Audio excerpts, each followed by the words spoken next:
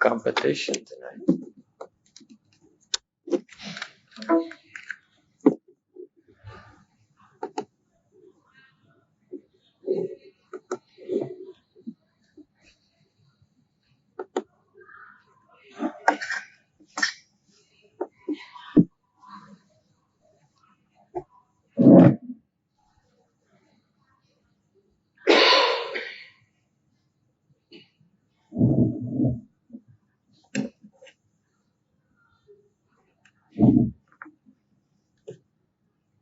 Sangha with great virtues, out of compassion, for the sake of this assembly and all living beings, please turn the wonderful Dharma wheel to teach us how to leave suffering and attain bliss and end birth and death, and quickly realize non-birth.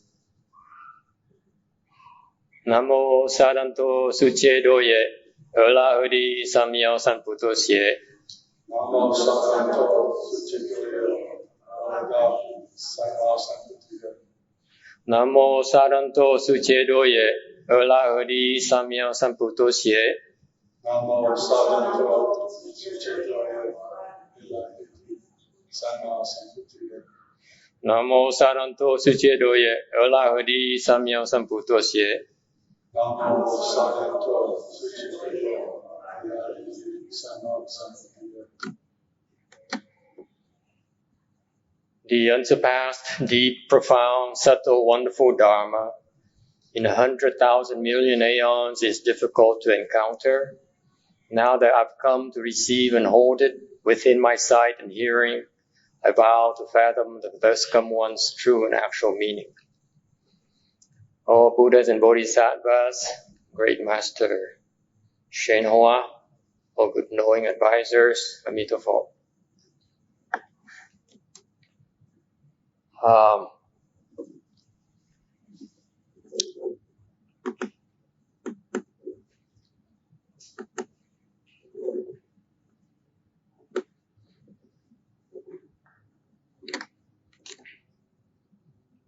So the Buddha, when he went to the deer park and turned the Dharma wheel, the Four Noble Truths,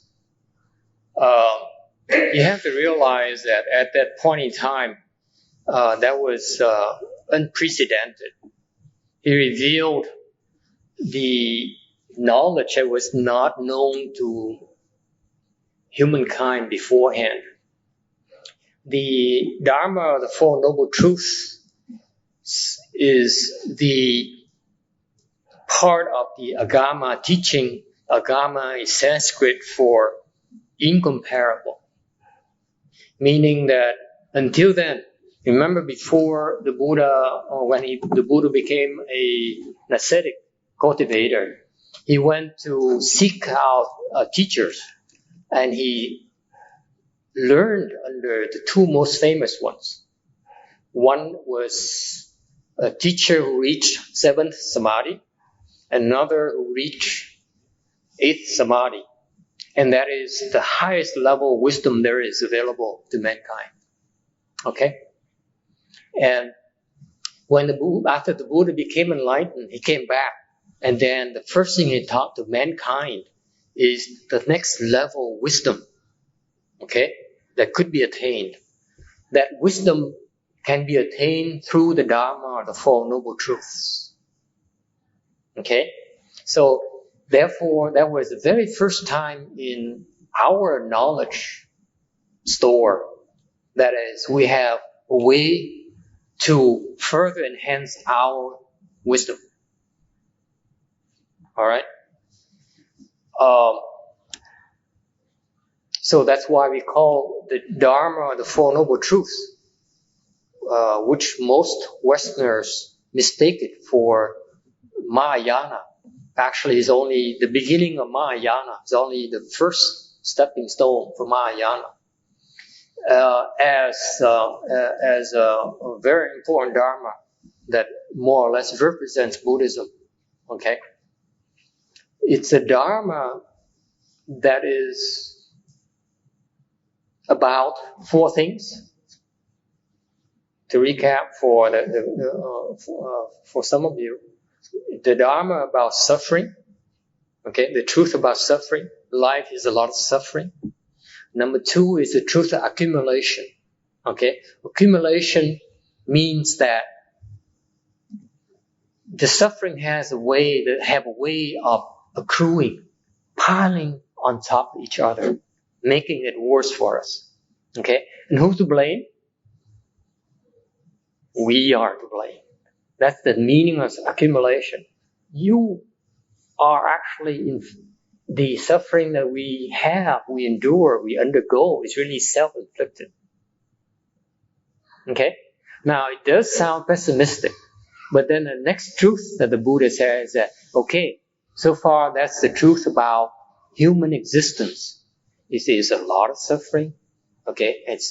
All of it is really self-inflicted. But there's a way to end suffering. Okay? And that state of where there's no suffering is called nirvana. It's called extinction. That's a dharma of extinction. All right? So there is a state of happiness, of bliss that can be attained.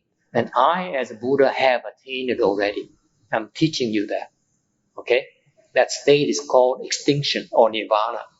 And the way to get there is called a way, a path of cultivation is called the way.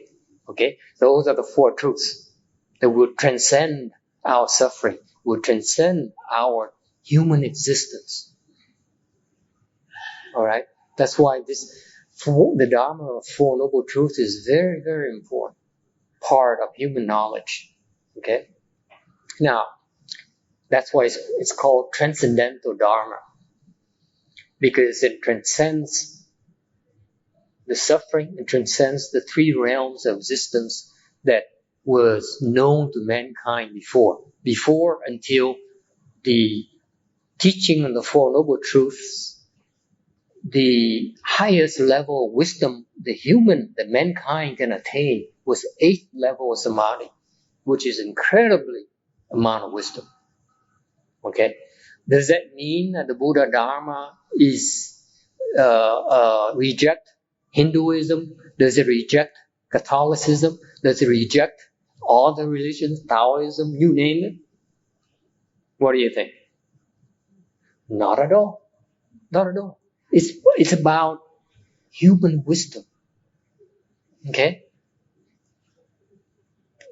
All the other approaches, the other religions are basically different approaches to enhancing human wisdom. Okay?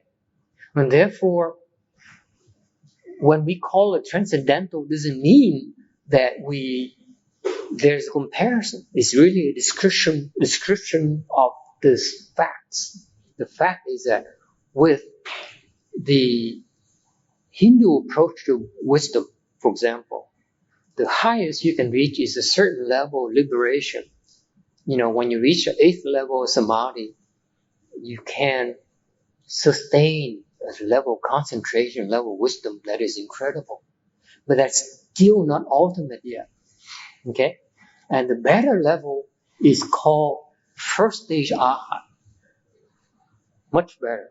And then second stage and third stage. And the fourth one, which is the most extraordinary. It is so blissful when you reach the samadhi of an arhat. When you reach the level of samadhi, at the level of wisdom and arhat, you have ended a tremendous amount of suffering.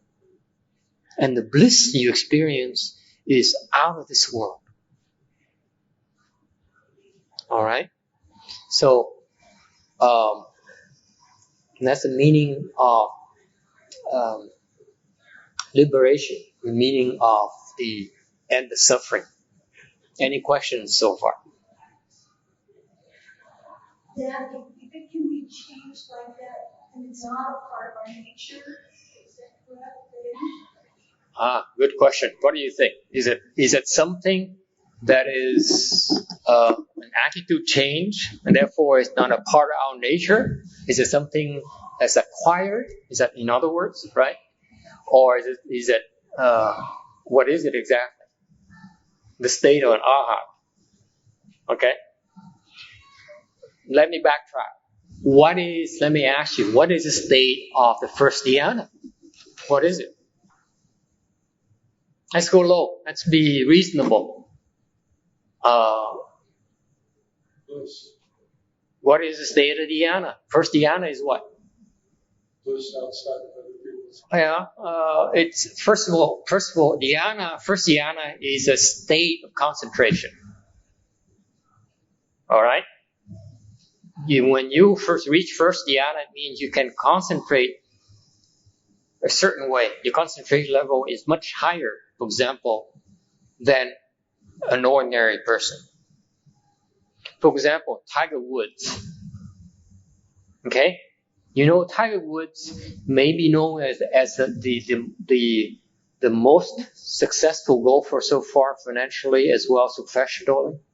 Well, what he does is that you notice when he competes, he's not always the best, is he? The first round he trails. Second rounds he trails. During the final rounds, that's when he comes around. That's what he does consistently. Okay? What does it mean? It means that when it counts, he could concentrate and not get distracted. Whereas his competitors, when they have to perform, they fall prey to the pressure. Does it make sense to you? So if you have the ability to concentrate, you can concentrate on the stroke production instead of getting distracted by what if, the kind of what if questions that pop up in your mind. Okay? That's why concentration, the ability to concentrate, is so important. You're able to concentrate on the task at hand when you need to. That's when it matters. That's what differentiates a champion from a runner-up. Okay? That's 80% of the battle. Let me assure you, actually 60%. The other 40% is what do you know? Blessings. Even if you have good concentration, but if you don't have enough blessings, you can't win. Okay, folks? That's the truth about life. Life has to be balanced. Yes, it's true that you have to have the ability to concentrate when it matters, but also you need to cultivate your blessings as well. Okay? That's why Buddhism, Mahayana embraces, for example, Catholicism, because Catholicism excels at teaching you about creating blessings. Okay? They do it very well. They create a worldwide infrastructure for us to create blessings for ourselves. That's remarkable. Okay? They do it better than the Buddhists. Okay? So the Buddhist, as a Mahayana person, I like to piggyback on that and utilize it. Because, for example, I would encourage the people who even practice Buddhism to go to the what are those places called? The place where they feed the homeless. Okay, go there and volunteer your work, and you see you will have a wonderful experience. Let me tell you why. Because these homeless people are something else. You go there, you try it, those soup kitchens, and you see what I mean.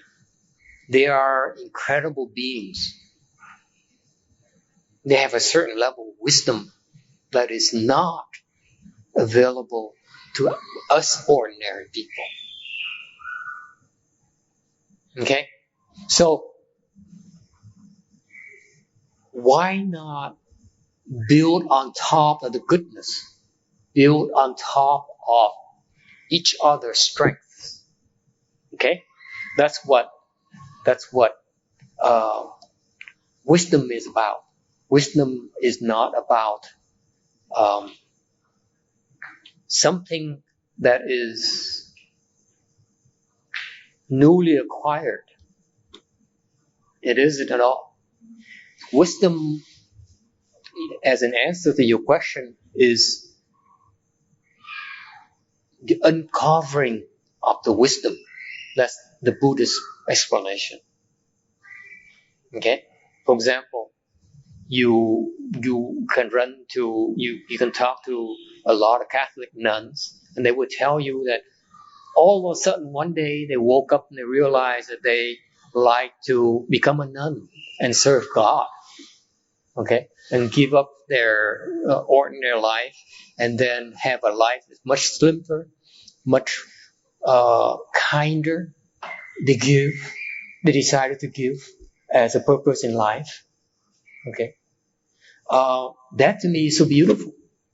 That wisdom is something that simply that they uncover, that's available already.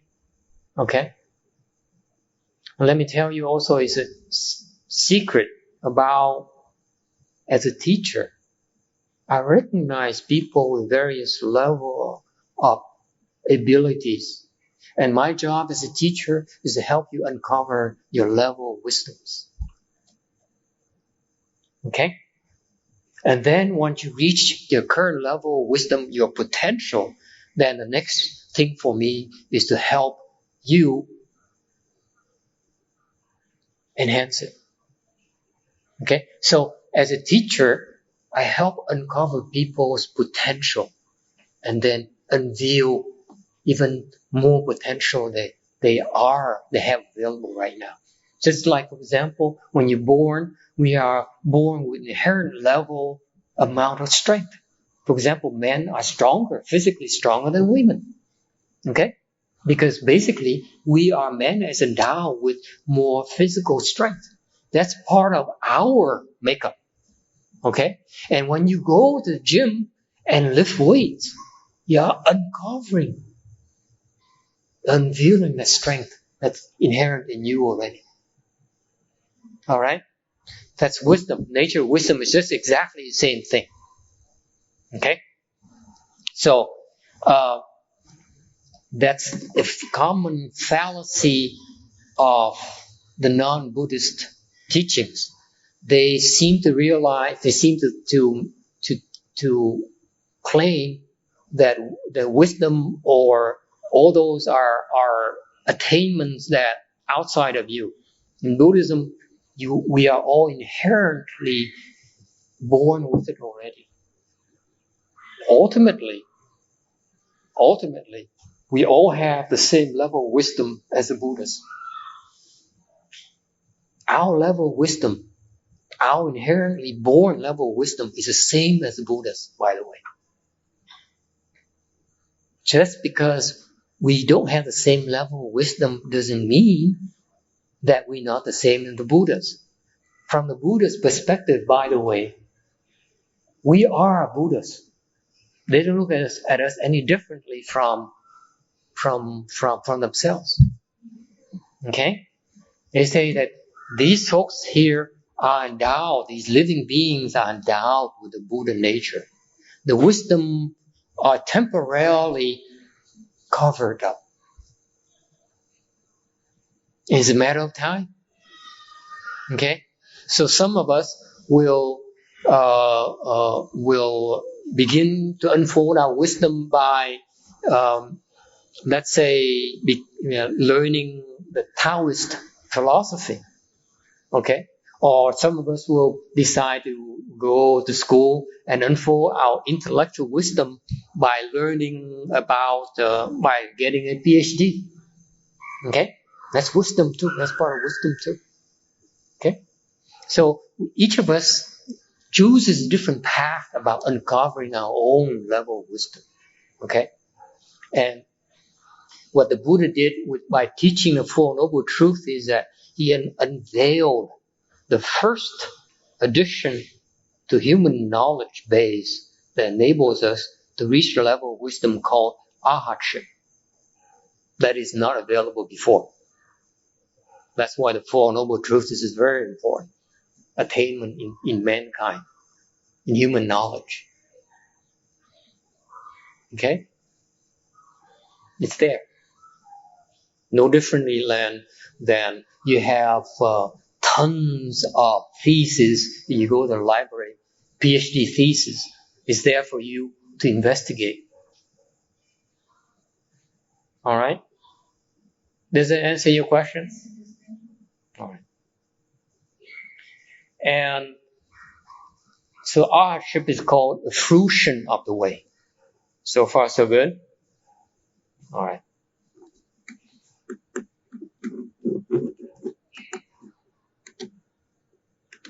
Then the bhikshus expressed their doubts and asked the Buddha how to resolve them.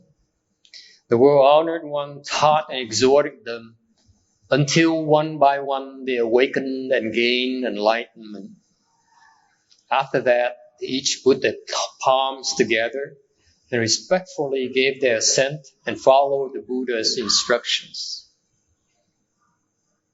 After the Buddha explained the Four Noble Truths, when he finished explaining the Four Noble Truths, his 5 attendants, ex-attendants, became arhats. All right? They opened the wisdom.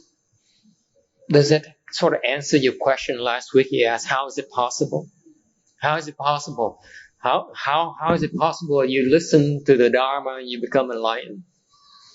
See, didn't you teach us that in a Chan class you have to cross your legs and bear the pain, grit your teeth, and without pain you can't make progress? Right? Well, I misled you a little bit.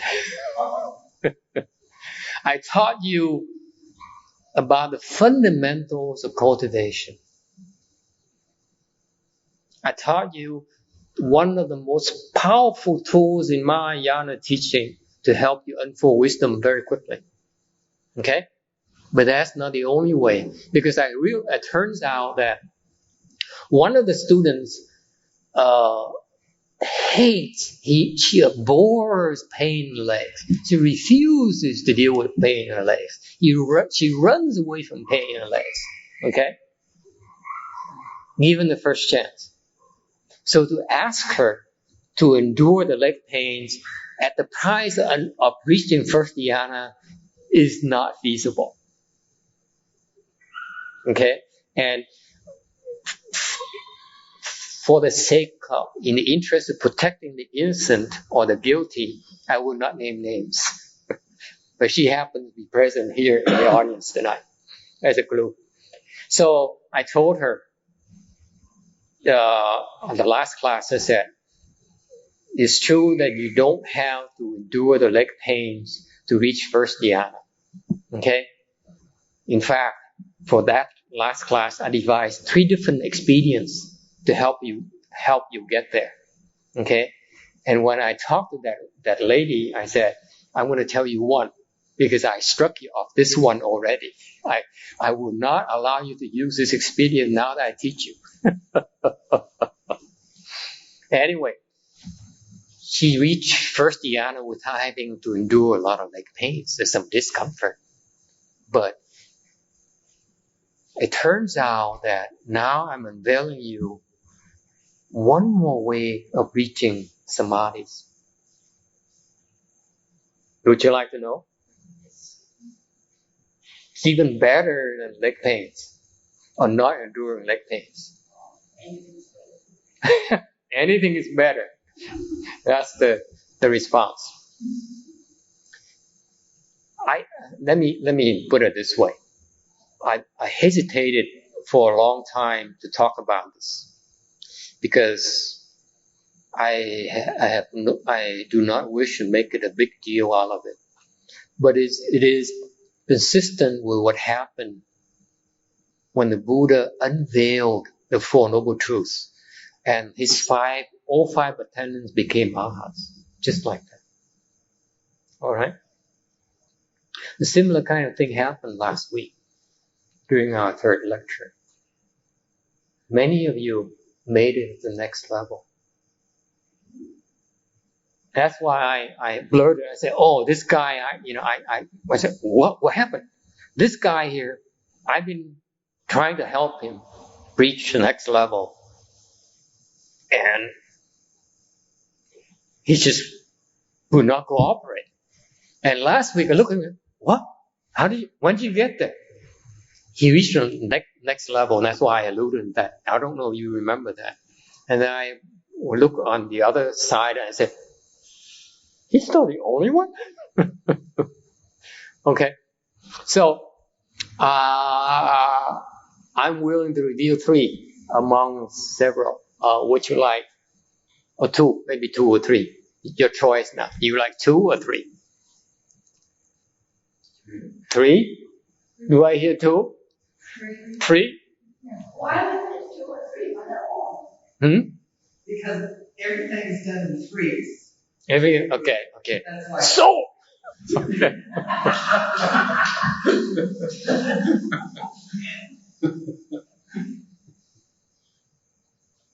There are 3 people who are in 5th samadhi already. 5th. I will tell 2. I will reveal 2 because if I tell all 3, then it's boring. Okay.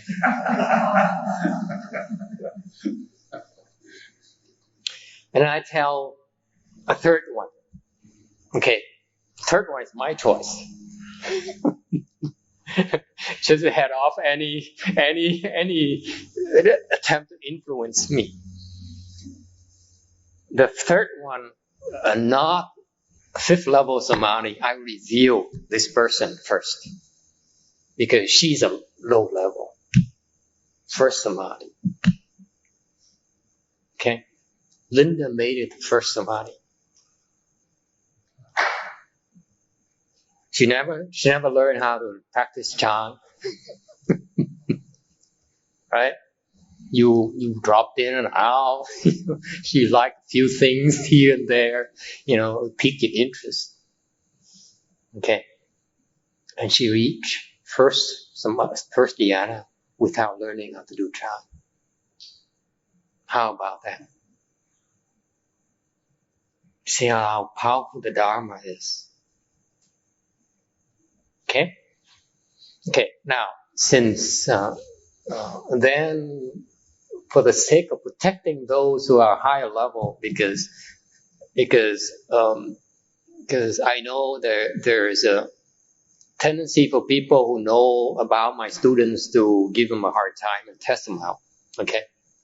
Because I have quite a few of you. So for those who wish to test you guys, they have to be careful because some of you reached 8th, some of you reach 5th, some of you reach 4th, and so on. So we will not review names because our lecture is being recorded.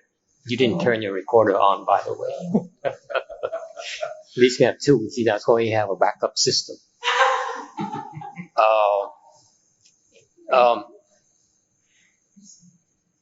This person here, I certified her to be 3rd at the end of the Chan class. She made it to 5th last week. That's right.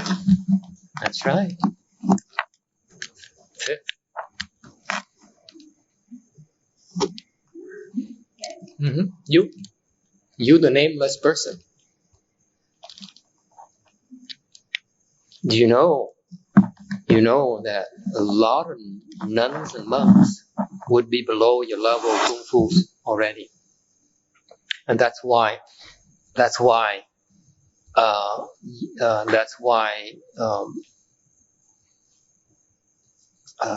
it's better they don't know who you are. And the next person is the one who asked me the question about how can you get there just from listening. Yeah, just like that. That's how powerful the Dharma is. And you guys are not the only one, by the way. We just there, you just get there. Okay? Any challenges, any questions? So in the small scale, yeah, it's true. Frankly, you asked me, I was disappointed that none of you made it to Arhatship. I thought I did a good job explaining the Four Noble Truths. But then again, I didn't get the Arhatship either when I first listened to it. So, at the rate you're going, by the way, you're going to exceed me pretty soon. Because it took me forever to get where I reached second dhyana, took me about maybe 2.5 years of practice, full-time practice, mind you. And that's pretty darn good since I had no teachers, okay? Look at the famous meditation teachers out there. Okay? Meditation? Yes. They are first tops. First. The last class I reviewed, this is as high as they reach. Okay? Full time, they spend a lifetime investigating it, practicing it. And yet they never were transmitted the Dharma to make it past where they got. Alright? It's about knowing what to do to get there. Okay? So you don't have to believe it. You could say, this Arhatship here is nonsense to me. Fine. The thesis paper will be there in the library. Okay? When you're ready, you come back, you investigate it, then you know how to get there. So it's really important. That's why when I taught you earlier about requesting the Dharma, you're requesting the Dharma to be recorded so that the future people, okay, who will listen to it, who will investigate it, who will read it, maybe they will reach the same level of attainment as you have or higher. Alright? That's why the Dharma request is so important. Alright? Any questions? Why is it so fast for you? That's what happened with the bhikshus. Bhikshus, by the way, is Sanskrit. Is not translated because it has 3 meanings. First meaning is that it's destroy evil. Evil meaning greed, hatred, and stupidity. That's the evil in Buddhism. Okay? Number 2 is the frightened of Mara. Mara is the heavenly demon king. He lives in the 5th heaven where my dad is. So my dad is one of his subjects right now. My last dad, not the current one. My late dad, my late father. So this demon king here, one of the kings there is Mara. He's very powerful. Okay? He can confuse all of us before we realize it. He has tremendous spiritual powers. Okay? And the 3rd meaning is a mendicant. He's a beggar. That's a bhikshu. That's the kind of lifestyle that we choose to live. Alright? So, the bhikshus are the first order that the Buddhist order, it's called Sangha, that the Buddha created, that also allow women to become left home people as well. So the Buddha created a lot of firsts for mankind. It's really, really, truly the first religious order that allows both men and women. All right. So the bhikshus express the doubts. This is part of the subtlety of the teaching here. Remember these 5 bhikshus, okay? As soon as they became enlightened, the Buddha said, okay, I accept you to be monks. Okay, left-from people, you will be the first left-from people in the Buddhist order. Okay? And these are arhats now. Okay? So you can imagine the level of kung fu they had. They were basically, by the time they listened to the Four Noble Truths, they were about 8th samadhi. Okay? And after listening, they became arhats. Tremendous level, amount of blessings they have, by the way, to be able to reach that. Okay? But they came with a lot of baggage. Okay? They have, when you investigate the other teachings, okay, they said, okay, for example, in Hinduism, the highest level of wisdom you can learn is about the 4 Vedas, the book of the 4 Vedas. You heard of that? That's the highest level. Hindu wisdom is contained in the book of the 4 Vedas. Okay? And they explain this, they explain that. They list out the principles, the theories, and so on. Okay? So they came with that baggage. Now, after they became enlightened, the Four Noble Truths, they understand that the Four Noble Truths, then they begin to see discrepancies from their prior beliefs and the Buddhist teaching. Okay? That's what the doubt is about. And this is why it's so important that you look for a teacher in Mahayana, because the teacher saves you time.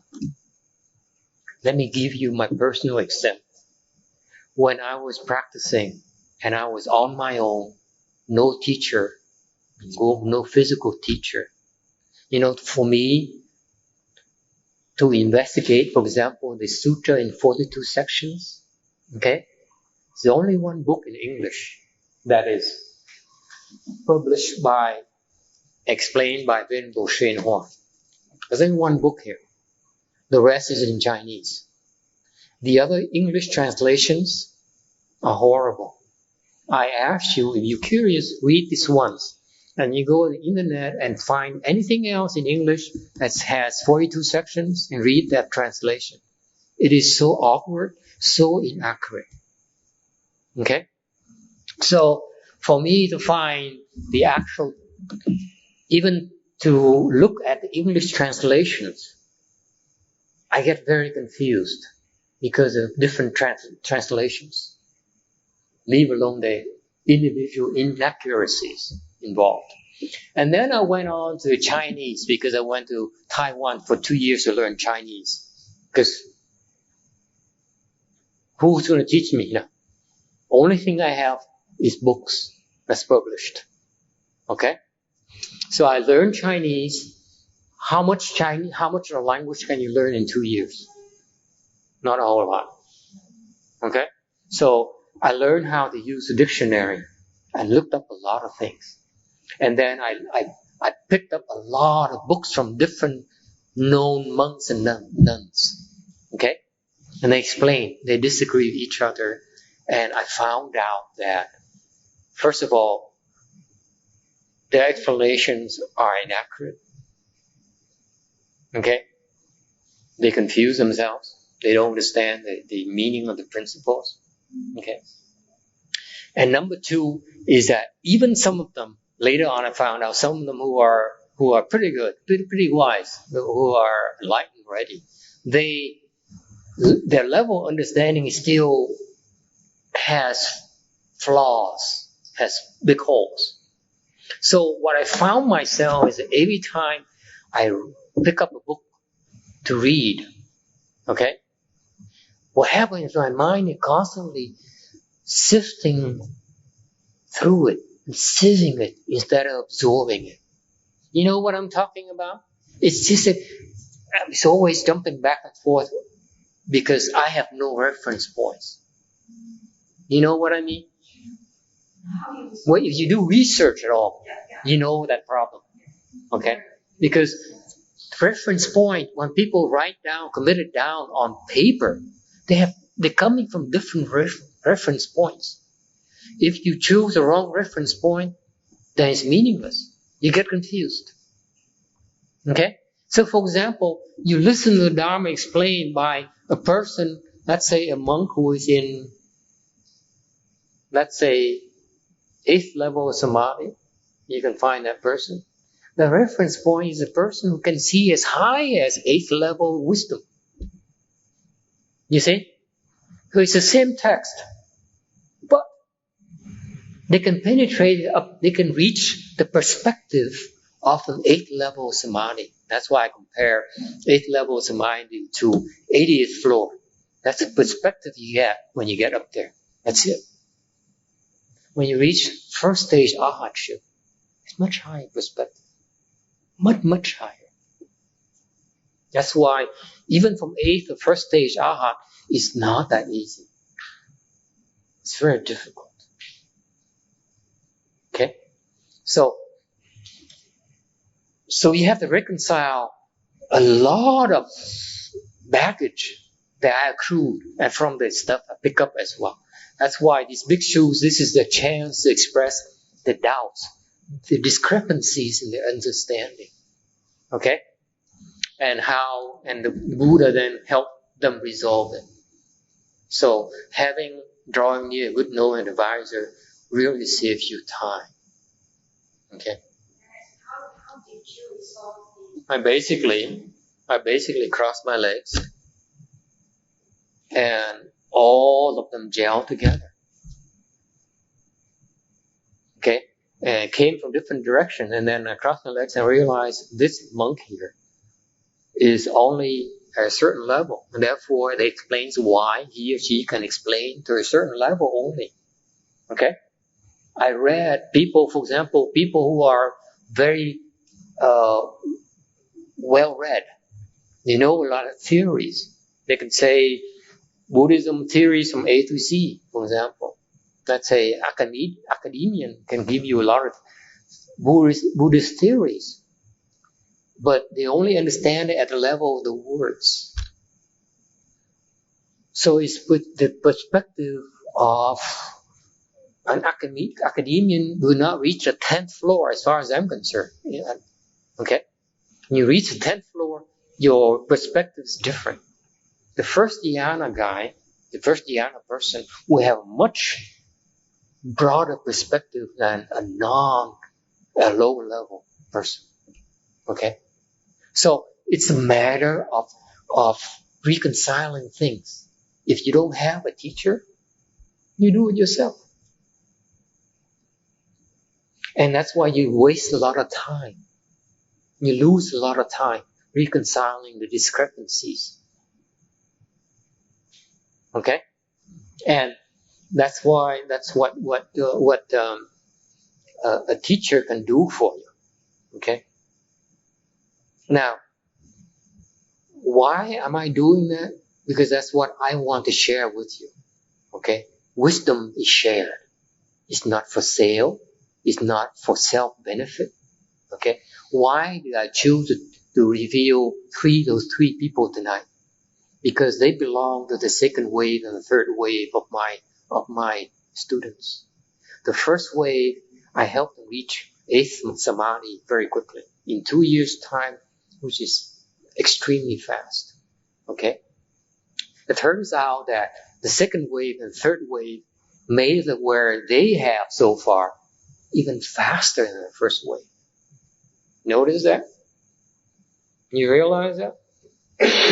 They got to 5th quicker than you and the other disciple. And the last one, my baby disciple, reached 5th the quickest. 5 months' time, she reached 5th samadhi. That's unheard of. It's nothing. Trust me. It's nothing. It's not that fast. Trust me. It's like everything else. You can go very fast because everything are perfect for you right now. But then you run to red lights. It equalizes everyone. Okay? So, why did I reveal this? Because I teach you this because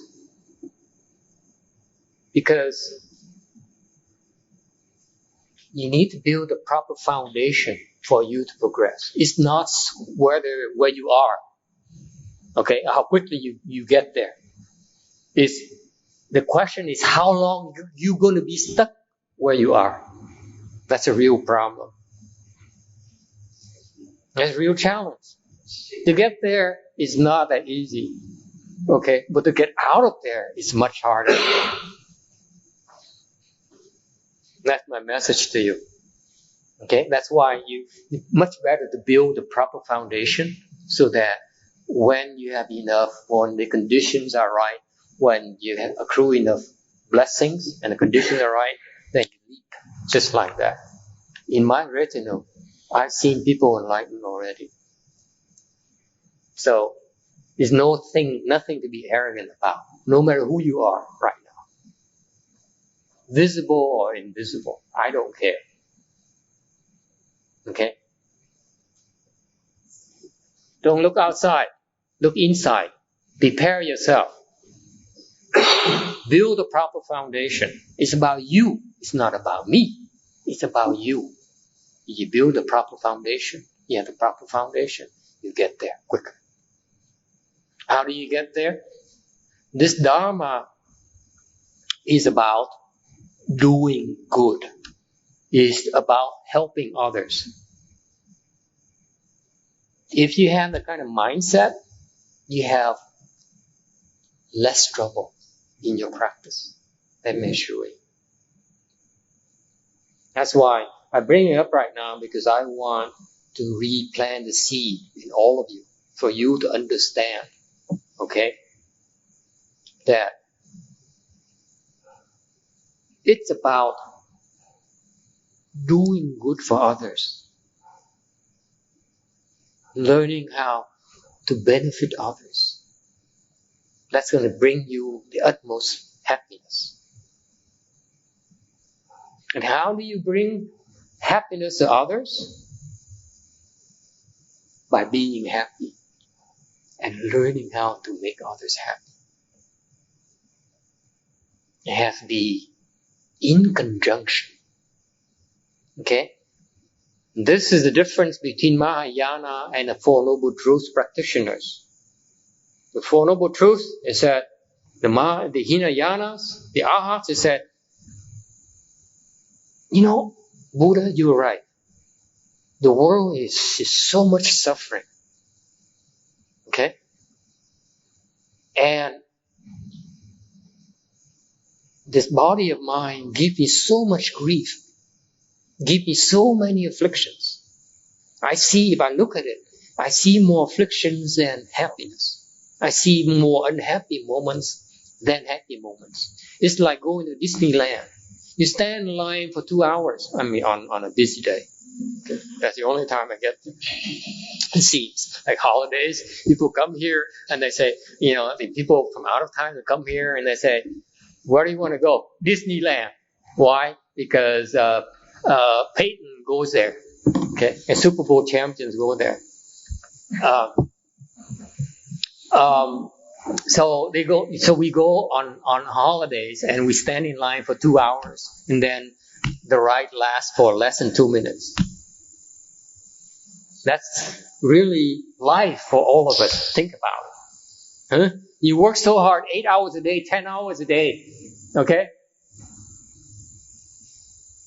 And you sleep 8 hours. So how much fun do you have? How much fun can you have? Think about it. It's a human condition. So these arhats, they say, Buddha, you're so right. I'm so glad you reminded me that life is so much suffering. And thank you so much for teaching me a way to end my suffering. Goodbye.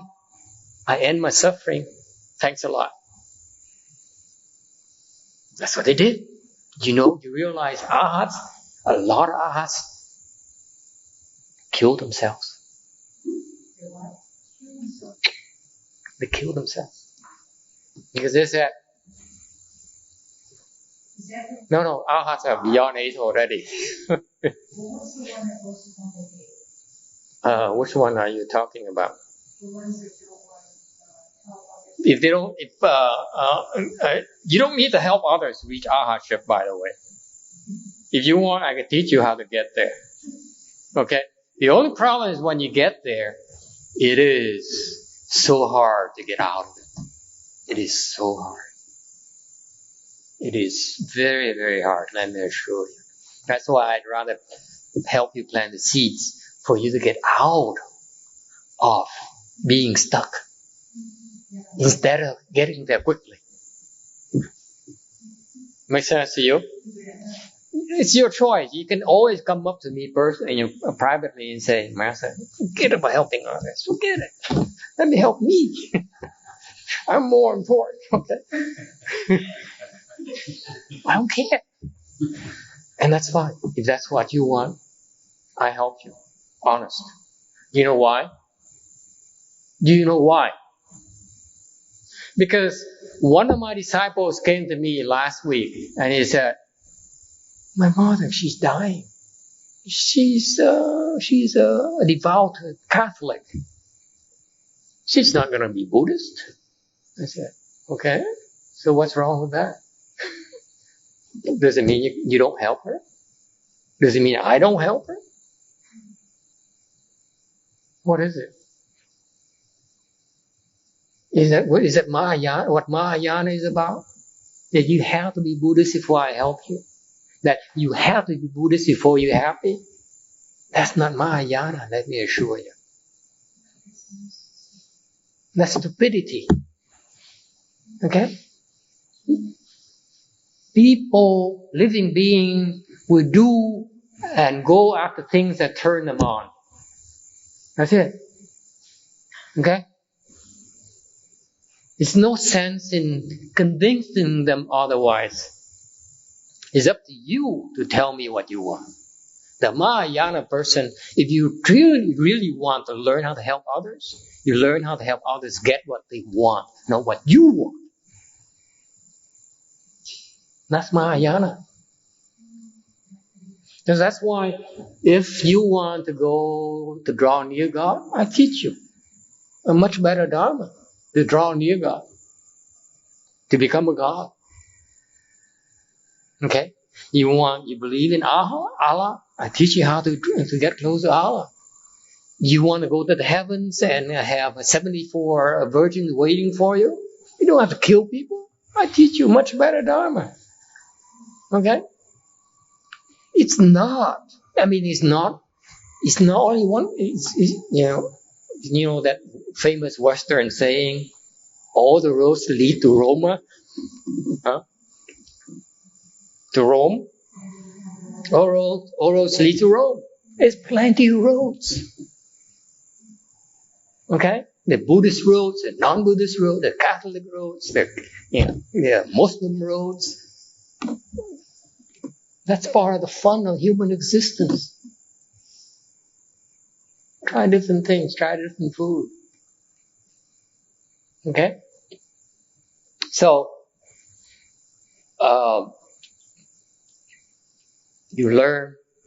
That's what makes the Mahayana so fascinating to me, is that by learning how to help others, you learn about yourself, about your own happiness. Does it make sense to you? Because if you only focus on, let's say, making money, making fortune, making a lot of creating fame for yourself, you're focusing on yourself only. Your domain is still so limited, and you still are not able to effectively deal with the environment yet. Remember last time I explained to you that you cannot be happy by yourself if your neighbor is unhappy. Okay, I'll give you an example. My neighbor just sold her house. And you know what smart people do when they sell their house? They fumigate it. And guess what happens? Yeah, the whole colony came to me. Oh. It did? Yeah, they came to me with vengeance. They said, "Yeah, this is so fascinating to me because I opened the door one morning and I saw this cloud of hatred, and it serves me right because I have a vow of helping others get reborn into Amitabha's Pure Land if they come to me and ask for it." Okay, and so somehow they knew about that, and the whole colony came to me, including the king. Okay, and they were pretty upset. Okay, can you imagine yourself living so peacefully in your family, in your neighborhood, and all of a sudden, for no rhyme reason, someone comes in and bombs the heck out of you and kills all of you and your family. You watch your own children suffocate to death. Okay? Yes. Innocent, harmless children dying in front of your eyes. Even your own spouse gasping for breath, for air. Because that's what they do. Why? The fumigation technology nowadays is to take out all oxygen in the air and they make it airtight, and therefore you suffocate to death. It also has pesticide. It's killer. It has a killer in there as well. Charming. And guess what? So all this hatred is directed at home. You think it gets dispersed just like that? Someone has to pay the price. I don't know if it makes sense to you or not. Have you ever had hatred towards anyone? You know how easy it is for you to let go of the hatred? It lasts for years and decades, doesn't it? It has to be resolved, doesn't it? And there we are smart people, selling a house, making a ton of money, and then what do we do next? We kill a whole colony of living beings who also have, just like us, the Buddha nature. How do Buddhists sell homes then? Because it's required by law to have such an amount. Well, that's part of what we call common karma, I guess. In my personal case, I forbid them to come to my house. Because I know you come, yeah. Oh yeah, if you come to my house, I know eventually I have to kill you. I say, okay, you don't come to my house. I forbid you to come in. Even something more concrete. When I lived in a temple, in a Los Angeles temple, same case when I lived in Los Gatos, up north, San Jose. At night, you walk in the kitchen, you turn on the light. What do you see? Cockroaches. Okay? It didn't bother me then in Los Gatos, but it bothered the heck out of me at the temple, my master's temple in Los Angeles, Koreatown. Okay? You go to, because it's a big temple, we have a lot of people, and we have a lot of food. You turn on the light, turn on the switch, you see a sea of cockroaches running. It's very embarrassing because we are left home people. Okay? What do? Can we kill them? No, we're not supposed to. Can we ignore it? No. Can't either. So what do? We have to believe. What if they don't listen? He's a strong one. It doesn't work always. Doesn't always work.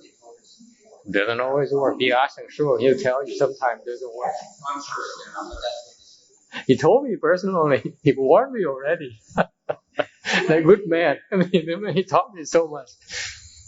So what do you do? See, I'm talking about my own experience as a monk, okay? This is so embarrassing. I don't mind telling you these things because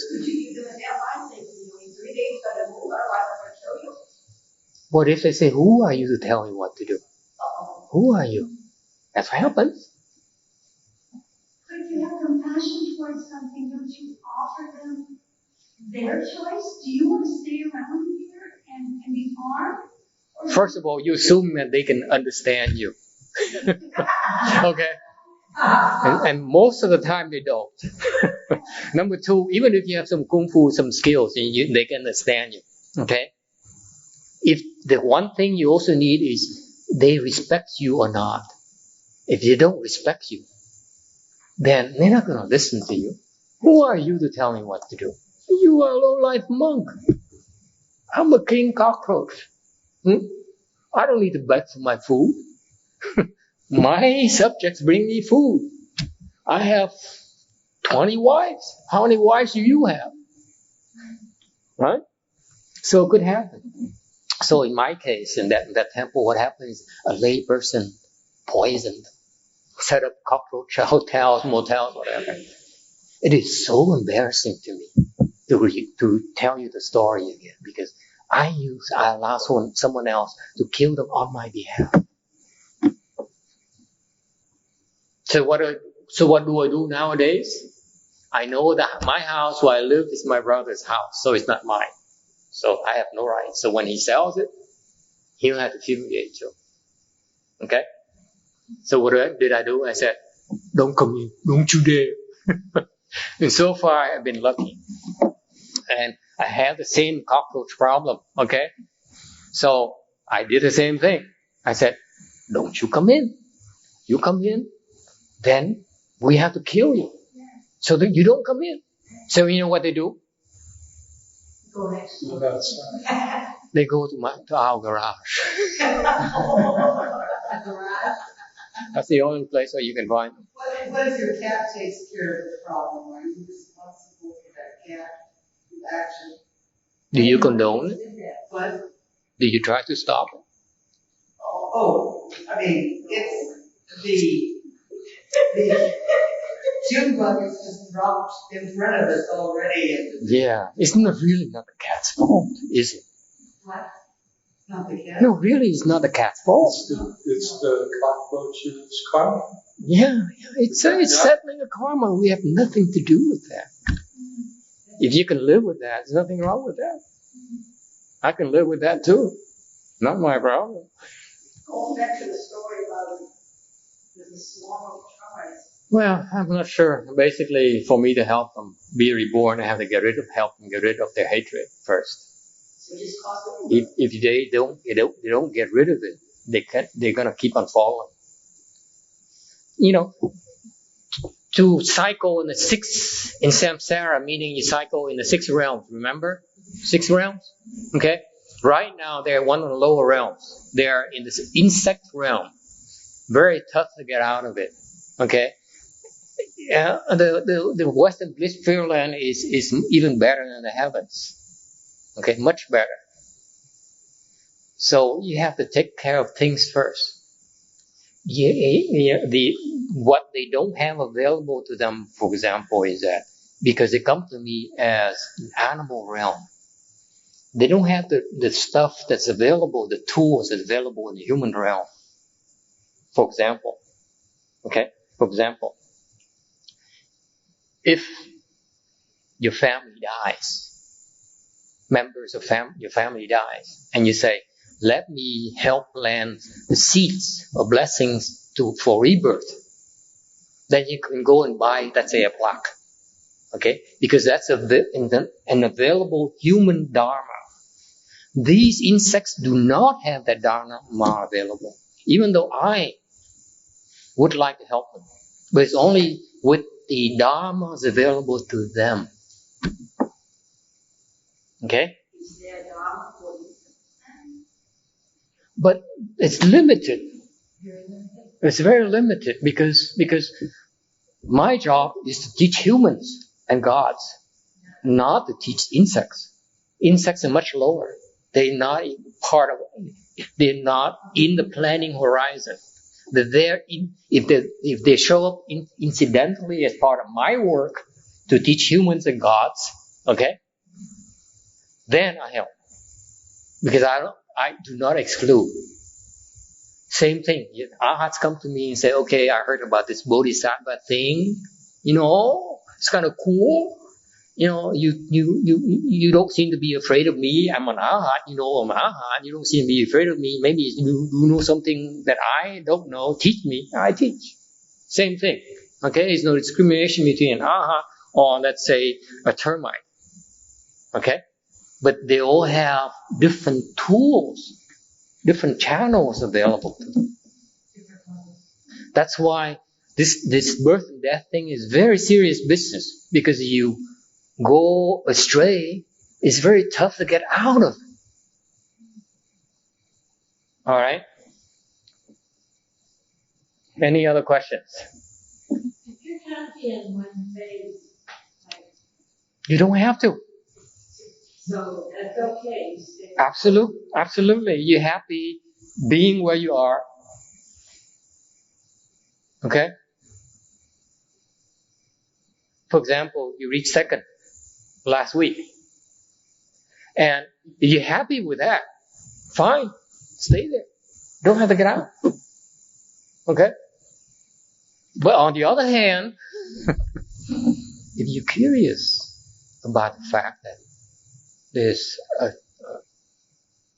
third is even more blissful, third is even more wonderful. Okay? I wonder what I'm missing.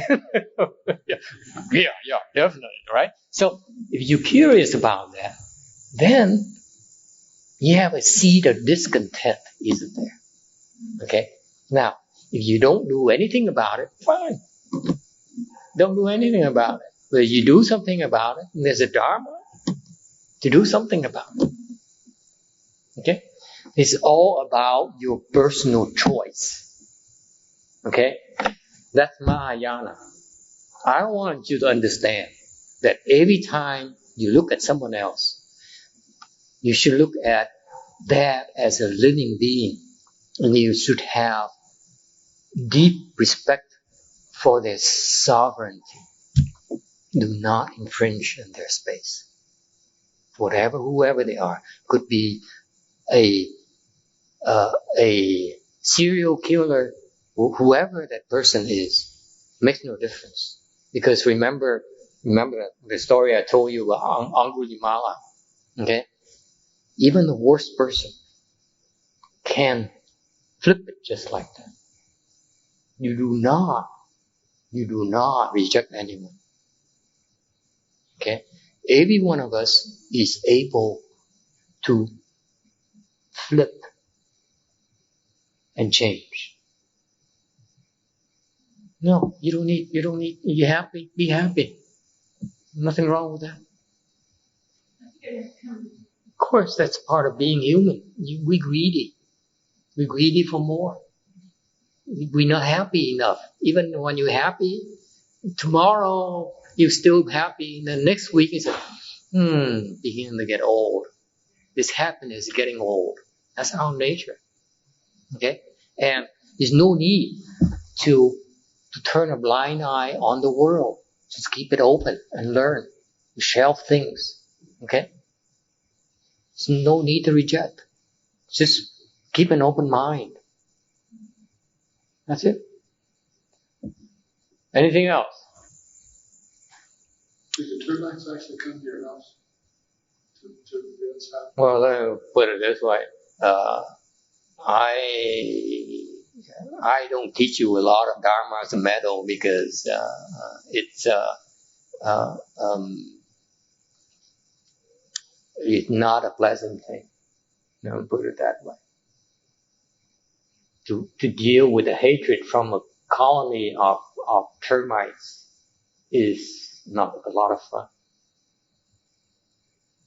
Especially, you have to realize that they came to me for help. And brought their baggage with them. Serves me right for offering to help. Who asked you, right? Okay. So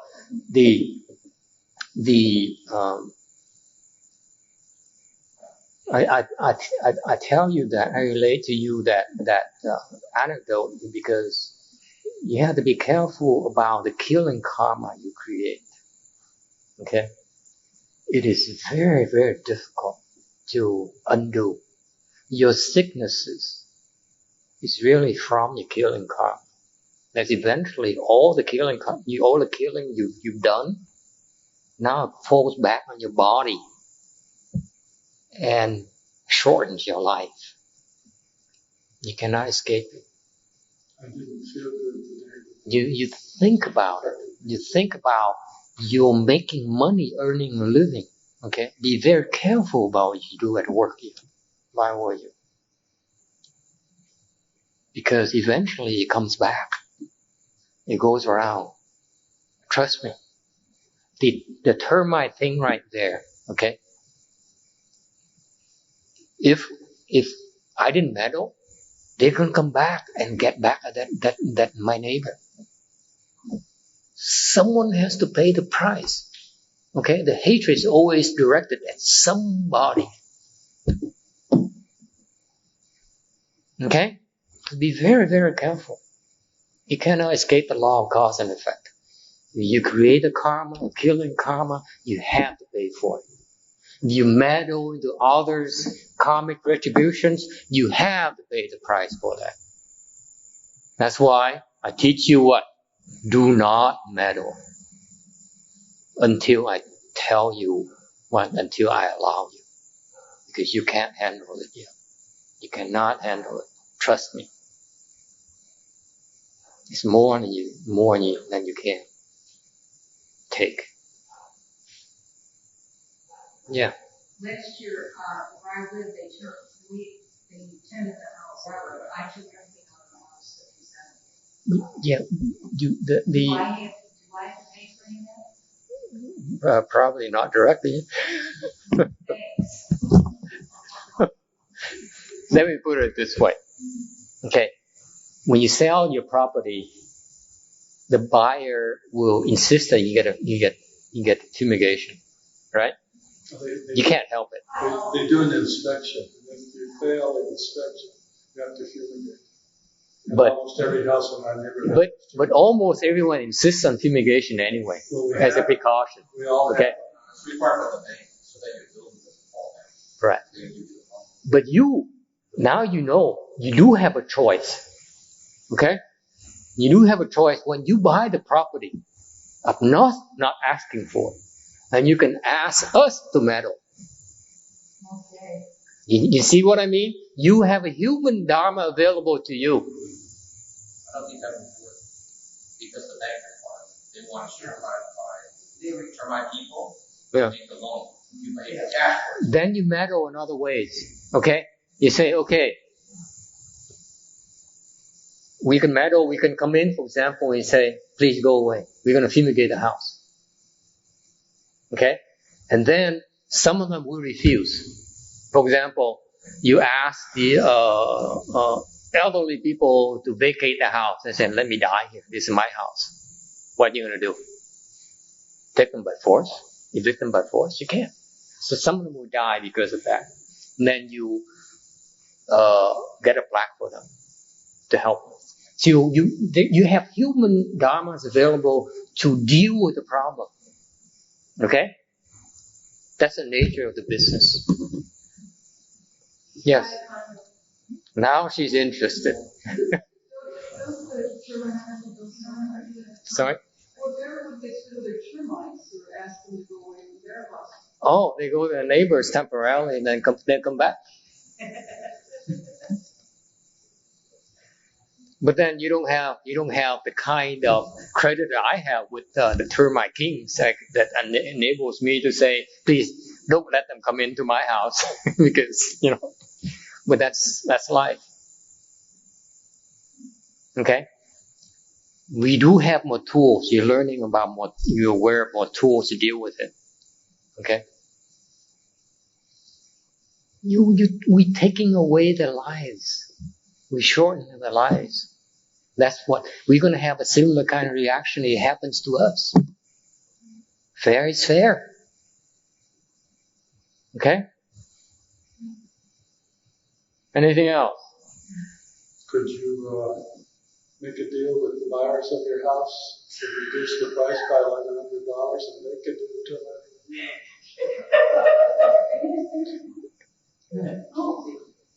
then are you out of it? Even though you know they probably will when you're done. There is a flip side to it as well. For example, if you have the do the fumigation, but on the other hand, you buy a plaque for them. So actually, you're creating two kinds of karmas, aren't you? Absolutely. It's a Pureland Dharma. It's called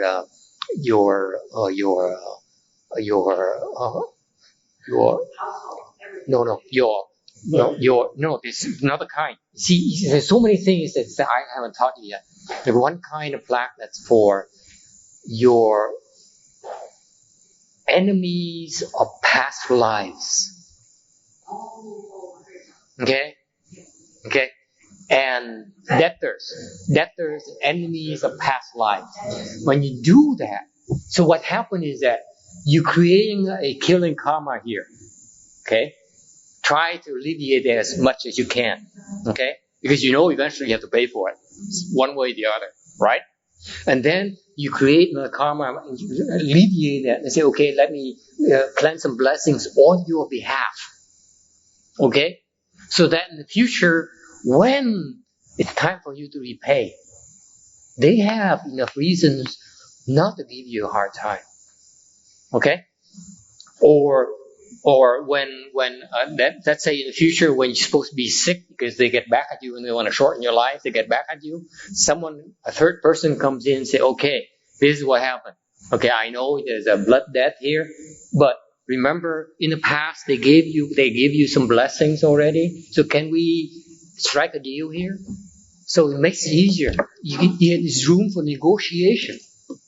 All right. So we do have more tools available at our disposal. That's Mahayana. That's a fascinating thing about Mahayana. Okay? That it's meant for you to realize that, be aware of that every single action you create has a consequence. Okay? And then you learn about different ways to deal with the consequences. Okay? And then when you get wiser, you learn how to stop creating bad karmas. That's what arhats can do. When you have the wisdom, the proper wisdom, you stop creating evil karma. You stop hurting others. All right? So the Warrior One taught them and encouraged them to practice. And this is individual teachings, each one of us individually, okay, how to unstuck ourselves, okay, until we get awakened and become enlightened. And after that, they put the palms together, respectfully gave their assent. What does it mean? And follow the Buddha's instruction. Basically, give their assent, meaning that, yes, I understand, and yes, I promise to follow this teaching. Okay, and I will put that to practice. That's the meaning of the last sentence. They said, I understand, I agree with the principles here, and I promise to practice it myself.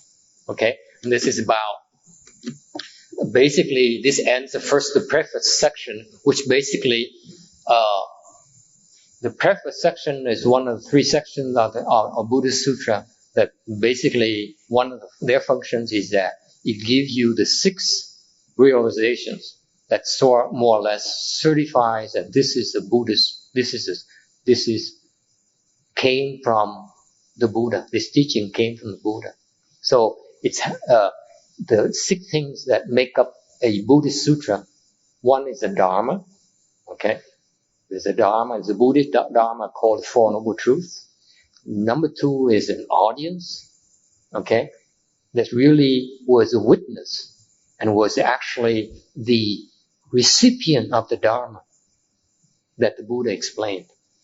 So the audience was Ashnata Kondinya and the other 4 bhikshus. And the time and the speaker and the place and the hearing. The hearing is basically that it's a certification of the person who wrote down the sutra, because when the Buddha explains the sutra, there was no writing, no writing available 3,000 years ago. So the person was committed later to writing. Okay, that's why the person who committed it down to writing certified it. Okay, so that's what the meaning of the sixth component is. Meaning, yes, this as a person, okay, I certify that this teaching came from the Buddha, and you can trust me. Okay, because it turns out that the person who certified that this is a Buddhist teaching is really an arhat, on higher level.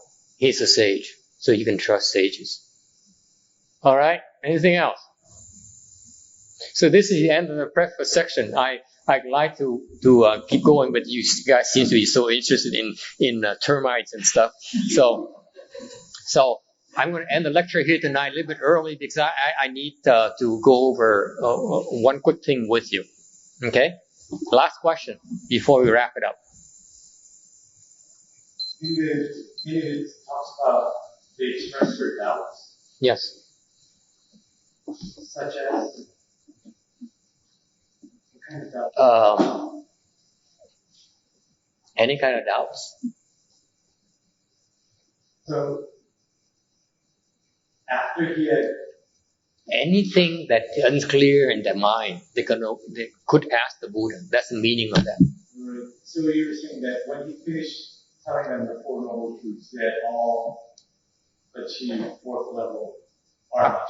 Yes. And even after achieving that, they still had doubts. Fourth level arhatship is a certain level of wisdom only. It's not ultimate. Okay? To get the Buddha's wisdom, there's still quite a ways. It's so far apart. So far away. From arhatship to what in Mahayana we call enlightenment. Okay? Mahayana enlightenment is a very precise level. It's so far away. So far. That that's a different level. Different animal altogether. Yeah? Anything else? Okay. We wrap it here. Let me talk to you first. This is about the month into the lecture series. And it's time to make adjustments. I need some feedback from you. Okay? You have to understand where I'm coming from. Okay? I'm doing this because I was requested. It's not my own choice. Okay? If you give me a choice, I'd be back in my brother's house, crossing my legs, and having my fun, my personal fun. Okay? It's because I was requested to do this, that's why I did this. Okay? Along with that, I decided to teach the Pureland Dharma to all of you. Okay? That Dharma is really very, very powerful Dharma.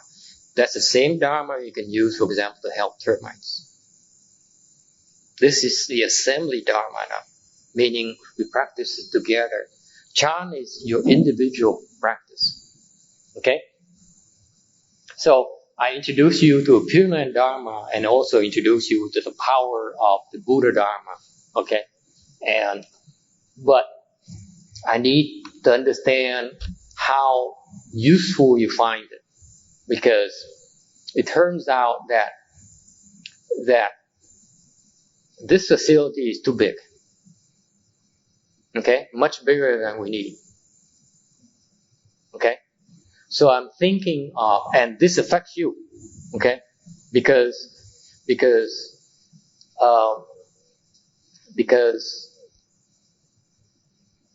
given the choice, I wouldn't want to spend the money. Oh, by the way, I owe you money for next month, right?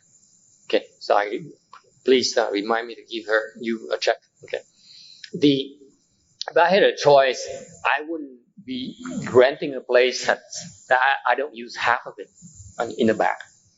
Okay, and but on the other hand,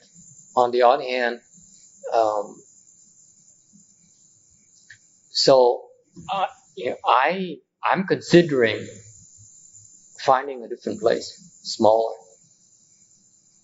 Okay, it affects you. I don't know what kind of place we find because we have a 30-day cancellation notice. We can. Oh yeah, we do. Was that in the contract Yes, contract says we have 30 days to cancel the contract. from the first? So, for example, we give them a check for next month, and then we notify them as well. We like to cancel the contract, give them a 30-day notice. Okay. That's not right. Yeah, all contract has a cancellation. That's how I read the contract. Okay. If you can't cancel, we stay here. Not a big deal. I'm saying that I believe that it can be canceled. Okay, so that we can find a different place. So if you could find out tomorrow and get back to me. Okay. Well, at worst, they're going to charge a cancellation fee, whatever. Okay. But they can't, contractually, legally speaking, they can't, they can't, there is a cancellation clause, therefore we can cancel it. So I'm considering getting a smaller place. Okay. I don't know which one yet. Okay. And it's up to you. For example, to do this lecture here, lecture part, there are about 12 of you, approximately, on the average. 10, 12 of you, okay? You can easily fit in my living room, right? For the lecture part, okay, I can get a screen and then do, so we can save money on the rent itself. But the drawback of that is that I won't be able to do Pureland. Okay? There's no room to do Pureland. We need to serve, coambulate, that kind of thing.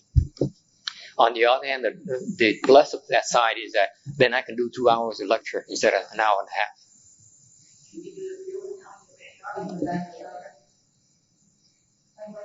I enter first Samadhi through Pureland. The first dhyana through Pureland. So what it means is conceivably you can, while walking, by the way, I was circumambulating and I entered first dhyana right there when I was walking.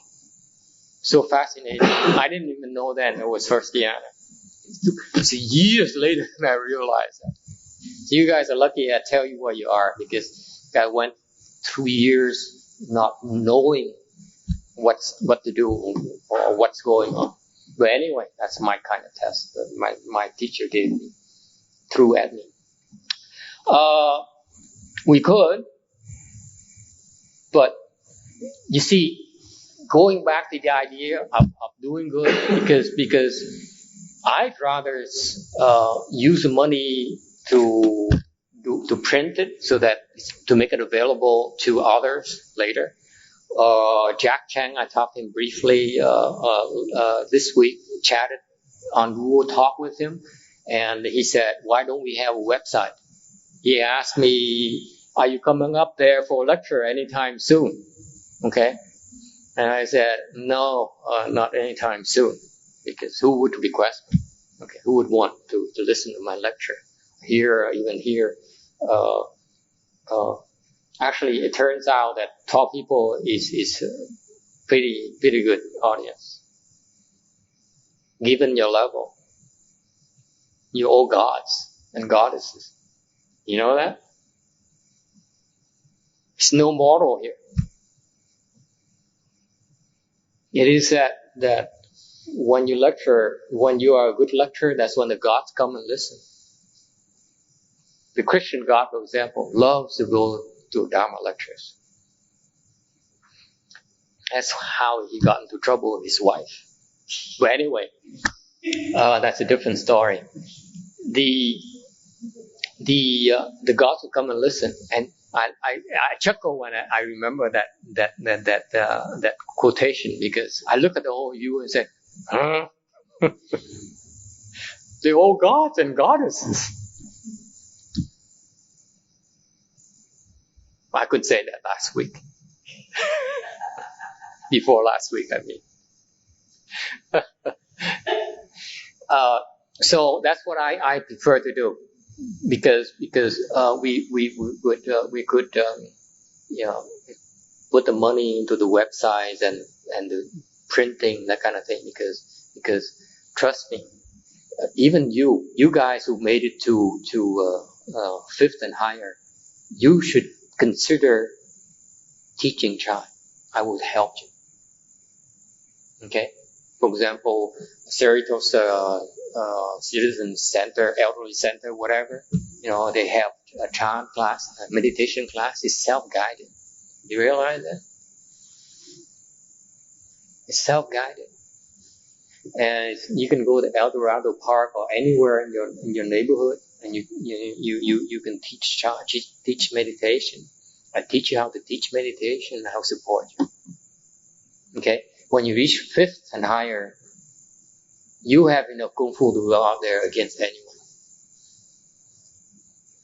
There aren't that many people who can exceed your meditation skills.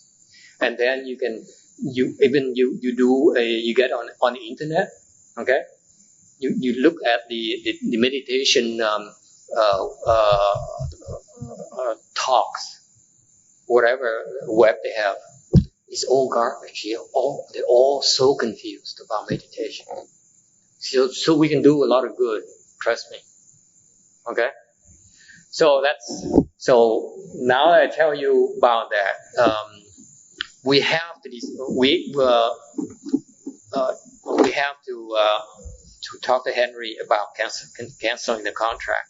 So we cancel the contract. If we could, it's going to be another 5 weeks. So we do have some time. Okay? What do you think? You want to keep on coming back here, or what is your preference? Huh? How could we go out that sliding door and come around by the garage, like your kitchen door, and come in and go back in? The patio door is pretty wide. We can enter through the patio door and do the circumambulation. Yeah. And besides, some of you may not want to do the Pureland anyway, because some of you are only interested in a lecture. That's fine. Okay? But I'm teaching you a special Pureland Kung Fu that in the future you find it amazing, because there's a lot more I can explain to you. Just like the Sutra lectures, just like that, you sit there, you listen, also these magical things happen. And we have a screen, I don't know how good it is still, and we have chairs, folding chairs that we can bring over. Yeah, no, the seating is not a problem. It's just the circumambulation, that kind of thing. So for our class size, this is too big and real expensive. But the thing with the Pureland though of my house, I don't have a sound system. That's my problem. Today is a huge difference with the wireless. You didn't notice the first 3 weeks. It's this one tune here, one tune there, and 3 more on the other side. And you know how tough it is for you even to hit the woodfish. It's very tough to pace it. It's a real kung fu right there too. So, huh? My mind wonder, I'll lose my baby. But I'm talking about in your house. It's at worst, I could buy an amplifier just to make sure that we teach you the proper pacing and so that we have control. Because I don't want to scream. I can scream, but then I lose my voice for my Sutra lecture. your house is confined enough. Yeah. In a smaller area, your voice would go off. And then if we were to move to my house, probably on the weekend, then it's less stress for you. We couldn't get this place on the weekend. So it's less traffic problems for you. And some of the Chan students may be able to make it because they can't come here because they have to work at night. Yeah, sorry, a lot of people. So see if we can break the contract, and I don't mind paying for it. It's okay. It's fair. Here the next 5 weeks. We'll be here next 5 weeks because our contract has a 30-day cancellation clause. And after that, we plan to move to the house. I need to have a PA system because otherwise I can't teach you the proper pacing. I can't teach you the proper rhythm. I can't teach you the proper tune. Okay? And eventually, when we go to when we move, let's say, eventually we move to a temple. We join a greater assembly. Then you guys can be in control, help control the assembly as well. That's why I'm training you. Because eventually the Dharma assembly will be a lot of people. The power of the Dharma assembly is really, really, really wonderful. It does wonders. That's why I would like to continue to teach you, train you on a Pure Land. And this is the only place in America right now that trains a Pure Land in English. So it's up to you. You have to tell me what you want. Okay? I don't have to train anyone, anything. That's my attitude. But if that's what you want, then I have to plan for that. Alright? Because eventually, for example, in the future, we might be able to go outside. Let's say some of your relatives need help. You can go, there, even funeral homes, that kind of thing. We can make a big difference. Anyway, so let's wrap it up. Let's do a transference, and then we go. Sorry to go over time. If you have to leave, please leave. That's all right. Time is up. Late. 49:40. Everything has to have you need to be trained in English. And this is the first in America. May these merits and virtues adorn the Buddhas of Pure Land, repaying the 4 kinds of kindness above, aiding the 3 evil paths below. May those who see and hear all bring forth the Bodhi heart. And when this retribution body is done, be all born a land of utmost bliss.